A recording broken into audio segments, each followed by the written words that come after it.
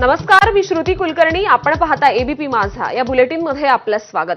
बुलेटिनच्या सुरुवातीला एक महत्त्वाची बातमी आहे रायगडमधून. रायगडमध्ये सलग दुसऱ्या दिवशी माणगाव शहरात मोठी वाहतूक कोंडी झाल्याचं बघायला मिळालंय. गणेशोत्सवासाठी मुंबईकर कोकणवासीय सध्या गावाकडे निघालेत. रायगड जिल्ह्यात इंदापूर आणि माणगाव शहरात ही वाहतूक कोंडी सध्या झाली आहे. मुंबई गोवा महामार्गात वाहतूक पोलीस तैनात आहेत. रविवार असल्यानं मुंबई गाव महामार्गावर वाहनांच्या रांगाच रांगा लागल्यात आणि हजारो वाहनं सध्या कोकणाच्या दिशेनं निघालेली आहेत. आणि आपले प्रतिनिधी या संदर्भात अधिक अपडेट्स देतील. गणेश भापळकर. गणेश. श्रुती, नक्कीच आपण बघितलात तर गणेशोत्सव जसा जवळ येतो तशी कोकणकरांची लगबग आहे ती आपल्याला दरवर्षी पाहायला मिळते. लाखो गणेश भक्त आहेत ते कोकणाच्या दिशेने आठवडाभर अगोदरच निघायला त्यांची लगबग आहे ती पाहायला मिळते. काल जर बघितलात तर काल सुद्धा माणगाव आणि इंदापूर या दोन्ही शहरांमध्ये मोठी वाहतूक कोंडी झाली होती.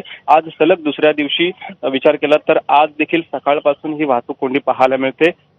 कोकणवासी आहे तो मोठ्या संख्येनं कोकणाच्या दिशेने निघालेला आहे. आज सकाळपासून माणगाव शहरात देखील खरवली ते मुगवली या फाट्यापर्यंत ही वाहतूक कोंडी झालेली आहे. आपण बघितलात तर ही वाहतूक कोंडी वाचवण्यासाठी काही जे गणेश भक्त आहेत कोकणवासी आहेत ते रेल्वेतनं देखील येऊन माणगाव स्थानकात आता उतरलेले पाहायला मिळतात. आणि त्यामुळं काही मुंबई गोवा महामार्गाचा रखडलेला प्रश्न असेल, माणगाव इंदापूरच्या बायपासचा प्रश्न असेल, या रखडलेल्या प्रश्नामुळे जो अर्धवट स्थितीत राहिलेला मुंबई गोवा महामार्ग आहे त्याचा फटका आहे तो दरवर्षी या गणेश भक्तांना वाहतूक कोंडीमध्ये त्यांना हा जो त्रास आहे तो सहन करावा लागतो आणि सातत्यानं ही समस्या भेडसावते. आणि त्यामुळे आपण बघितलं तर आज रविवारचा सुट्टीचा दिवस असल्यामुळं काही कोकणात येणारे पर्यटक आहेत त्यांच्या देखील वाहनांची संख्या वाढल्यामुळं एकंदरीत या वाहनांच्या संख्येत मोठी वाढ झालेली आहे आणि सकाळपासूनच ही वाहतूक कोंडी आहे ती पाहायला मिळते. मोठ्या संख्येनं खरंय गणेश, त्यामुळे गणेशोत्सवासाठी कोकणवासीय सध्या परततायत गावी. परंतु या सगळ्या संदर्भात आता वाहतूक प्रशासनानं ही सगळी सुविधा करणं आणि वाहतूक कोंडी होऊ न देणं हे गरजेचं आहे.